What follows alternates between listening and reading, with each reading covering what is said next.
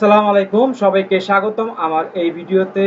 আজকে বাংলাদেশ ভার্সেস শ্রীলঙ্কার মধ্যকার তৃতীয় টি-20 ম্যাচটি হবে সন্ধ্যা 7:30টায় বাংলাদেশ টাইম এবং খেলাটি হবে কলম্বোর প্রেমাদাসা স্টেডিয়ামে এবং সেখানে আজকে যে সিরিজ নির্ধারণী ম্যাচটি হবে, কারণ সিরিজের প্রথম ম্যাচটি শ্রীলঙ্কা জয়লাভ করেছিল এবং দ্বিতীয় ম্যাচটি কিন্তু বাংলাদেশ জয়লাভ করেছে। তো বাংলাদেশ দ্বিতীয় ম্যাচটি কিন্তু 83 রানের বিশাল ব্যবধানে ম্যাচটি জিতেছে। তো আজকে তৃতীয় ম্যাচে বাংলাদেশের সম্ভাব্য একাদশ এবং শ্রীলঙ্কার সম্ভাব্য একাদশ সেটা আমরা আপনাদের জানানোর চেষ্টা করব, কারা কারা আছে বাংলাদেশ দলে এবং শ্রীলঙ্কার দলে। বাংলাদেশ এবং শ্রীলঙ্কার দলের যদি আমরা দেখি, বাংলাদেশ লাস্ট 5 ম্যাচের মধ্যে একটি মাত্র জয়লাভ করেছে, শেষ ম্যাচটি তারা জয়লাভ করেছে শ্রীলঙ্কার বিরুদ্ধে এবং একটু মানসিকভাবে চাঙ্গা আছে আমরা মনে করতে পারি। এবং শ্রীলঙ্কা লাস্ট 5 ম্যাচের মধ্যে কিন্তু 3টি ম্যাচ হেরেছে এবং 2টি ম্যাচ জিতেছে। লাস্ট ম্যাচে হেরেছে এবং তার আগের 2টা ম্যাচ পরপর জিতেছে এবং তার আগের 2টা ম্যাচ তারা হেরেছে।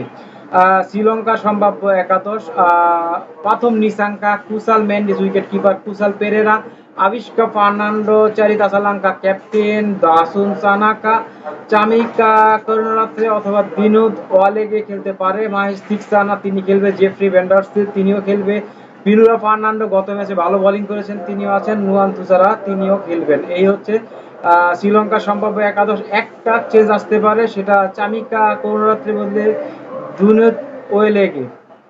বাংলাদেশের সম্ভাব্য একাদশ: পারভেজ হোসেন ইমন, তানজিদ হাসান, লিটন দাস ক্যাপ্টেন এবং উইকেট কিপার, তাহিদ হৃদয়, মেহেদী হাসান মিরাজ, শামীম হোসেন পাটোয়ারি, জাকির আলী, মোহাম্মদ সাইফুদ্দিন, রিশাদ হোসেন, শরীফুল ইসলাম, মুস্তাফিজুর রহমান।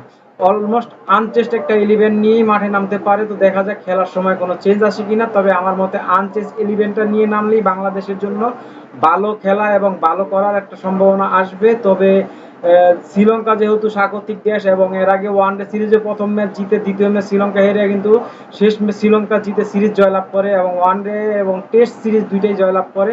এবং আজকের ম্যাচটা যদি জিতে যায় সেক্ষেত্রে যে জিতবে সেই সিরিজ জিতবে। তো বাংলাদেশ অনেক বেশি যদি কনফিডেন্স নিয়ে ওভার কনফিডেন্ট হয়ে যায় সেক্ষেত্রে কিন্তু হারার সম্ভাবনা আছে। গত ম্যাচের মতো যদি তারা সবাই মিলে কম্বাইন্ডলি পারফরমেন্স করে সেক্ষেত্রে হয়তো বাংলাদেশ জিততে পারে। এবং টসে যদি জিতে আমি মনে করব ব্যাটিং নেওয়া দরকার বাংলাদেশের। তবে শ্রীলঙ্কায় বেশি ফেভারিট। আমাকে যদি জিজ্ঞেস করা হয় কে জিতবে, আমি শ্রীলঙ্কা জিতবে বলবো। তবে যদি বাংলাদেশ জিতে সেক্ষেত্রে আশ্চর্য হব না এবং বরঞ্চ খুশি এবং বাংলাদেশকে ধন্যবাদ জানাবো, অনেক বিশালভাবে ধন্যবাদ জানাবো। তো আপনারা কি মনে করছেন, বাংলাদেশ জিতবে নাকি শ্রীলঙ্কা জিতবে, সেটা আমার ভিডিওর নিচে কমেন্ট করে জানাবেন। তো সবাইকে ধন্যবাদ জানিয়ে আমার ভিডিও এখানে শেষ করছি। আসসালামু আলাইকুম।